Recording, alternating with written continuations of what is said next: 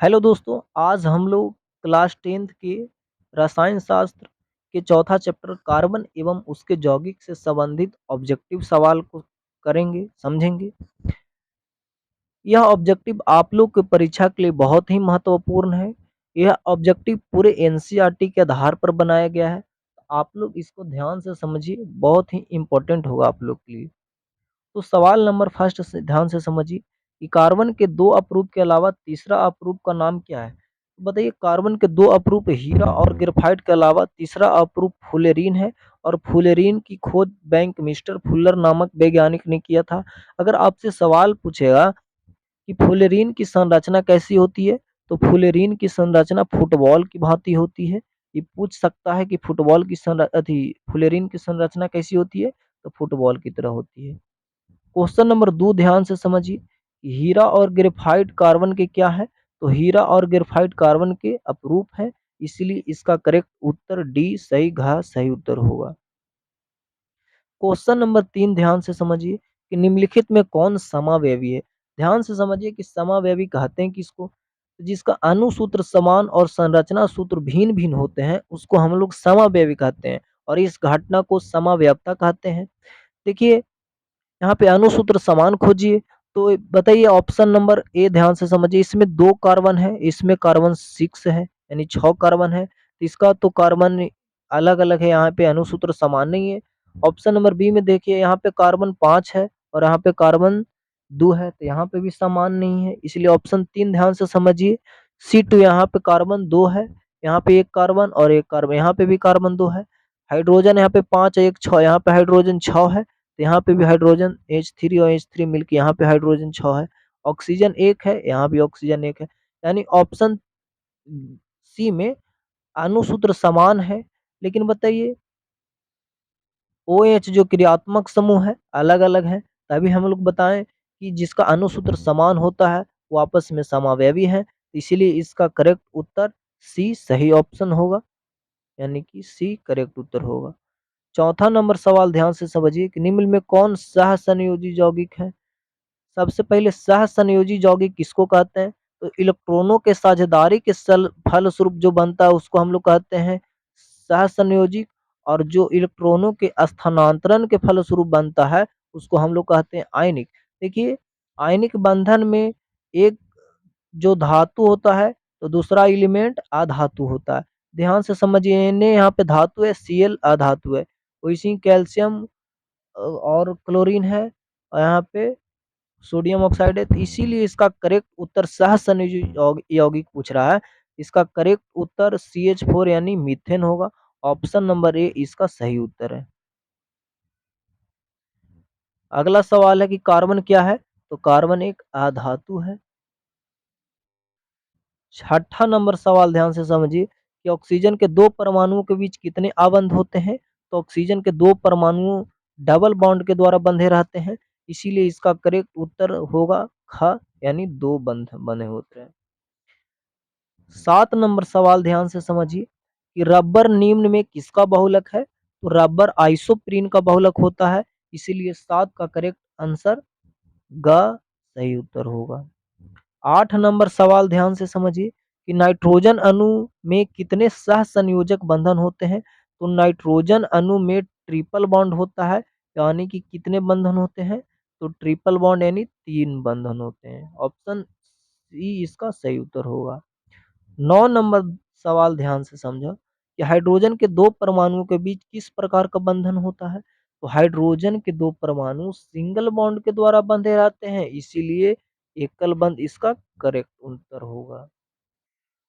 Question number 10 यानी 10 ध्यान से समझा कि कार्बन की परमाणु संख्या कितनी है, तो कार्बन की परमाणु संख्या 6 होती है। ऑप्शन नंबर 1 इसका सही उत्तर है। क्वेश्चन नंबर 11 ध्यान से समझिए कि इथेन के एक अणु में कितने सहसंयोजक बंधन होते हैं। सबसे पहले इथेन के फार्मूला होता है C2H6। बताइए, हाइड्रोजन 6 बंधन बनाया और 2 कार्बन मिलकर एक बंधन बनाया, तो 6 और 1 मिलकर कितना बंधन हो गया, 7 बंधन हुआ, इसीलिए 11 का करेक्ट उत्तर ऑप्शन नंबर डी सही उत्तर होगा। बताइए 12 नंबर सवाल है कि अमोनिया के एक अणु में नाइट्रोजन एवं हाइड्रोजन के परमाणुओं की संख्या का अनुपात कितना होता है? तो अमोनिया का सूत्र होता है NH3, ठीक है। यहाँ पे नाइट्रोजन के एक अणु और हाइड्रोजन के 3 यानी 1:3 इसका सही उत्तर होगा। 12 का डी ऑप्शन सही है। 13 नंबर सवाल ध्यान से समझिए कि कौन सा कार्बन यौगिक सबसे अधिक अभिक्रियाशील होता है? ध्यान से समझिए, अल्कीन जो होता है वो सबसे अधिक क्रियाशील होता है और अल्कीन, यहाँ पे अल्कीन का दिया है इथीन, ऑप्शन नंबर सी इसका सही उत्तर होगा। C2H4 यानी इथीन अधिक अभिक्रियाशील यौगिक है। आगे के सवाल ध्यान से समझिए। 14 नंबर सवाल ध्यान से समझा कि प्रथम कार्बनिक यौगिक यूरिया का संश्लेषण किसने किया था? तो बताइए, यहाँ पे एक सवाल आएगा कि जैव शक्ति सिद्धांत का प्रतिपादन किसने किया था? तो जैव शक्ति सिद्धांत का प्रतिपादन बर्जीलियस ने किया था। इन्होंने बताया था कि कार्बनिक यौगिकों का निर्माण केवल जैविक चीजों से हो सकता है, लेकिन फिर बोहलर ने बताएं नहीं, कार्बनिक यौगिकों का निर्माण प्रयोगशाला में भी किया जा सकता है, यानी विथआउट जैविक चीजों को हम लोग कार्बनिक यौगिकों का निर्माण संभव है। और उन्होंने सबसे पहले प्रयोगशाला में यूरिया नामक रसायन का बनाकर बोहलर ने यह सिद्ध कर दिया कि कार्बनिक यौगिकों का निर्माण जैविक चीजों के अलावा भी हो सकता है। इसलिए जैविक शक्ति सिद्धांत का प्रतिपादन किसने किया? तो बर्जीलियस ने। और जैविक शक्ति सिद्धांत का अंत किसने किया? तो बोहलर ने। बताइए, जैविक शक्ति सिद्धांत का अंत किस रसायन को बनाकर कर दिया गया? तो यूरिया नामक रसायन को बनाकर कर दिया। तो यहाँ पे ऑप्शन नंबर 14 का बी सही उत्तर है। यूरिया का संश्लेषण किसने किया? तो बोहलर ने। 15 नंबर सवाल समझिए कि कैल्शियम कार्बाइड जल के साथ अभिक्रिया कर क्या देता है? तो कैल्शियम कार्बाइड जल के साथ अभिक्रिया कर एथाइन बनाता है, इसीलिए इसका करेक्ट उत्तर घ सही होगा। अच्छा, CHO अभिक्रिया मूलक को क्या कहते हैं? तो CHO को हम लोग कीटोन एल्डिहाइड कहते हैं और CO को कीटोन कहते हैं और CHO क्रियात्मक समूह को क्या कहते हैं? एल्डिहाइड कहते हैं, इसलिए 16 का करेक्ट उत्तर ऑप्शन नंबर ए सही होगा। ध्यान से समझिए, COOH अभिक्रियाशील मूलक को क्या कहते हैं? तो COOH अभिक्रियाशील मूलक या COOH क्रियात्मक समूह को हम लोग अम्ल कहते हैं। तो 17 का करेक्ट उत्तर ऑप्शन नंबर ग होगा, यानी सी। 18 नंबर सवाल ध्यान से समझिए, ग्लूकोज के एक अणु में ऑक्सीजन के कितने परमाणु होते हैं? तो ग्लूकोज का C6H12O6। बताइए, ऑक्सीजन के परमाणु है? तो ऑक्सीजन के 6 परमाणु है, इसीलिए इसका करेक्ट आंसर बी होगा, ख होगा सही उत्तर। 19 नंबर सवाल ध्यान से समझिए कि निम्न में किस हाइड्रोकार्बन के 3 अवंध होते हैं? तो बताइए, देखिए, अल्केन एक होता है, इसमें सिंगल बॉन्ड होते हैं, डबल बॉन्ड को अल्कीन होता है और ट्रिपल बॉन्ड अल्काइन होता है। ट्रिपल बॉन्ड अल्काइन होता है। अल्काइन का फॉर्मूला बताइए, यहाँ पे अल्काइन है यानी ऑप्शन इथाइन थी प्रोपाइन होगा, ऑप्शन नंबर सी इसका करेक्ट उत्तर है, प्रोपाइन C3H4। अगला सवाल क्वेश्चन नंबर 20 ध्यान से समझिए। क्वेश्चन नंबर 20 ध्यान से समझिए कि हाइड्रोकार्बन क्या है? तो जिसमें हाइड्रोजन और कार्बन दोनों रहते हैं उसी को हम लोग कहते हैं हाइड्रोकार्बन। देखिए, ऑप्शन नंबर ए में हाइड्रोजन है और ऑक्सीजन है, कार्बन नहीं है, इसलिए हाइड्रोकार्बन नहीं होगा। ऑप्शन नंबर बी में देखिए, कार्बन भी है हाइड्रोजन भी है, इसीलिए 20 का करेक्ट उत्तर ख होगा सही उत्तर। 21 नंबर सवाल ध्यान से समझिए कि कार्बन और हाइड्रोजन से बने यौगिकों को क्या कहते हैं? तो हाइड्रोकार्बन कहते हैं, इसीलिए इसका करेक्ट उत्तर ग यानी सी होगा। 22 नंबर सवाल ध्यान से समझिए कि निम्न में से कौन सा असंतृप्त हाइड्रोकार्बन है? तो असंतृप्त हाइड्रोकार्बन को हम लोग चाहे तो अल्कीन और चाहे तो अल्काइन, ये दोनों असंतृप्त हाइड्रोकार्बन कहलाते हैं। ये तो अल्केन है, ये होगा नहीं, ये भी अल्केन के अणु है, ये भी नहीं होगा, यानी ऑप्शन नंबर इसका ग इसका सही उत्तर होगा। 22 का ग सही है। अगला सवाल 23 नंबर सवाल ध्यान से समझिए कि कार्बोनिल ग्रुप प्रतिकारक कौन है? तो कार्बोनिल ग्रुप का अभिक्रियाशील पूछ रहा है या कार्बोनिल ग्रुप का क्रियात्मक समूह पूछे तो बताइए कीटोन का है, इसलिए इसका ऑप्शन नंबर बी इसका सही उत्तर होगा।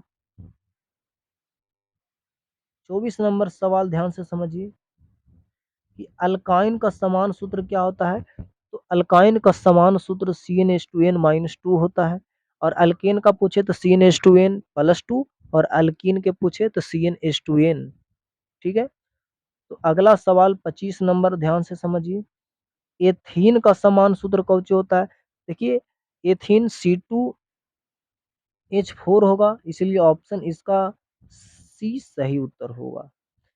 26 नंबर सवाल ध्यान से समझिए कि कौन सा हाइड्रोकार्बन सबसे सरल यौगिक है। तो सबसे सरल हाइड्रोकार्बन हम लोग मीथेन के कहते हैं, इसीलिए 26 का करेक्ट उत्तर ऑप्शन नंबर ए सही उत्तर।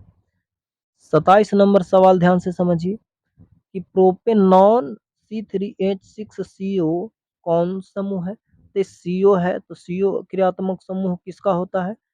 तो CO क्रियात्मक समूह होता है कीटोन का, तो इसीलिए इसका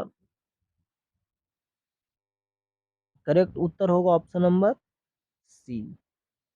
आगे के सवाल हम लोग समझिए। 28 नंबर सवाल ध्यान से समझिए कि ब्यूटेन के कितने समावयवी होते हैं। तो ब्यूटेन के 2 समावयवी होते हैं, इसीलिए इसका करेक्ट उत्तर ऑप्शन नंबर बी होगा, ख होगा। 29 नंबर सवाल ध्यान से समझिए कि असंतृप्त हाइड्रोकार्बन जिसमें कार्बन परमाणु के बीच त्रि-आबंध होते हैं, मतलब वैसा असंतृप्त हाइड्रोकार्बन जिसमें कार्बन परमाणु ट्रिपल बॉन्ड के द्वारा बंधे रहते हैं, उसको हम लोग एल्काइन कहते हैं, इसीलिए 29 का करेक्ट आंसर बी सही उत्तर होगा। 30 नंबर सवाल ध्यान से समझिए कि निम्न में कौन योगशील अभिक्रिया प्रदर्शित करता है। ध्यान से समझिए योगशील अभिक्रिया प्रदर्शित एथीन करता है, इसीलिए इसका करेक्ट उत्तर इनमें से डी होगा। अल्केन के प्रमुख स्रोत क्या है। तो एल्केन के प्रमुख स्रोत कोयला भी है और पेट्रोलियम भी है, इसीलिए इसका दोनों अगर ऑप्शन में रहे तो दोनों मारिएगा, लेकिन यहाँ पे पेट्रोलियम मारना उचित है, इसलिए यहाँ पे करेक्ट आंसर पेट्रोलियम सही है। निम्नलिखित में कौन कार्बोक्सिलिक समूह है। तो अम्ल कार्बोक्सिलिक समूह कहलाता है, इसीलिए 32 का correct answer option number C होगा। 33 नंबर सवाल ध्यान से समझिए एसिटिक अम्ल का आईपीएसी नाम क्या होता है। एसिटिक अम्ल का आईपीएसी नाम इथेनोइक अम्ल होता है, इसका 33 का करेक्ट आंसर ऑप्शन नंबर ए इसका सही उत्तर है।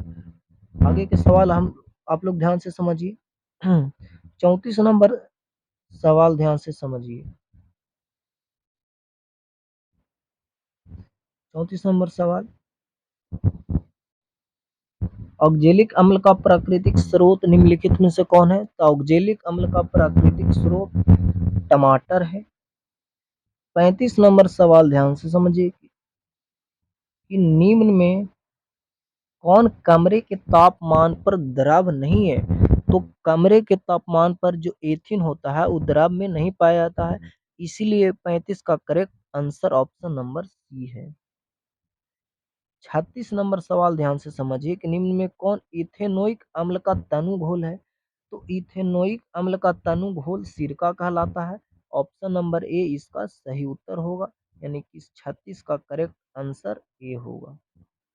37 नंबर सवाल ध्यान से समझिए कि इथेनॉल के क्रियाशील मूलक क्या है या इथेनॉल का क्रियात्मक समूह क्या है।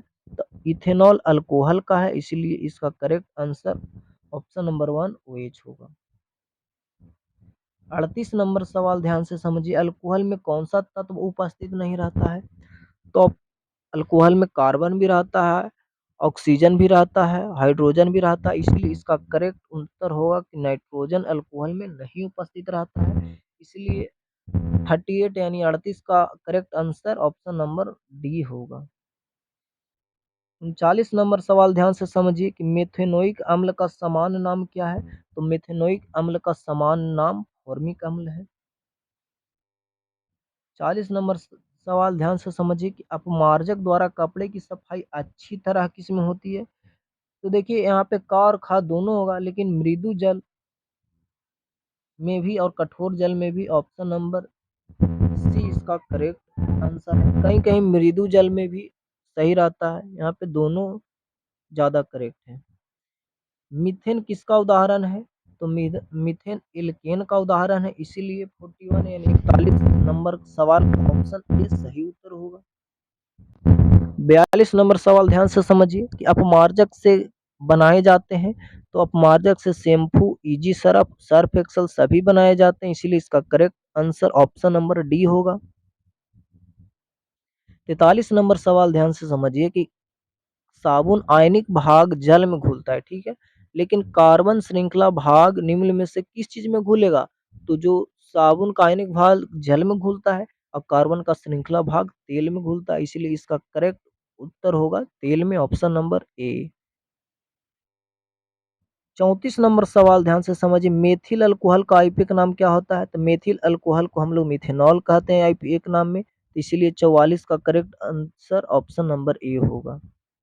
प्रोपिल अल्कोहल C3H7OH का आईपीए का नाम क्या है? तो प्रोपेनॉल इसका करेक्ट उत्तर यानी 45 के ऑप्शन नंबर बी सही ऑप्शन होगा। ध्यान से समझिए क्वेश्चन नंबर 46, एसिटिलीन C2H2 का आईपीए का नाम क्या है? तो एसिटिलीन C2H2 का आईपीएसी नाम इथाइन कहलाता है, इसीलिए 46 का क्वेश्चन नंबर 46 का ऑप्शन ग इसका सही उत्तर है। 47 नंबर सवाल ध्यान से समझा कि डाई मिथाइल ईथर का आईपीएसी नाम क्या कहलाता है? तो डाई इथाइल ईथर का आईपीएसी नाम मेथॉक्सीमीथेन कहलाता है, यानी कि 47 नंबर सवाल के ऑप्शन नंबर डी इसका करेक्ट उत्तर होगा।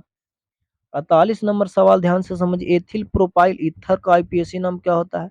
तो एथिल प्रोपाइल ईथर का जो आईपीएसी नाम होता है वो होता है इथॉक्सी प्रोपेन होता है। क्या होता है? इथॉक्सी प्रोपेन, यानी 48 का करेक्ट आंसर ग इसका सही ऑप्शन है।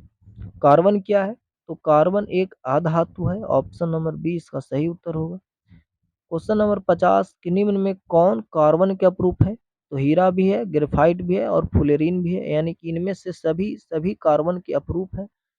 तो आज तक हम लोग इस वीडियो में यहीं तक कार्बन और उसके यौगिक से लगभग हम लोग 50 क्वेश्चन कर चुके हैं, और इसी तरह पूरे साइंस, पूरे social science, math, Sanskrit, Hindi सभी के हम लोग वीडियो इसी तरह अपलोड करेंगे जो पूरी तरह से फैक्चुअल होगा, जो आपकी परीक्षा को दृष्टिकोण से बहुत ही इम्पोर्टेंट होगा।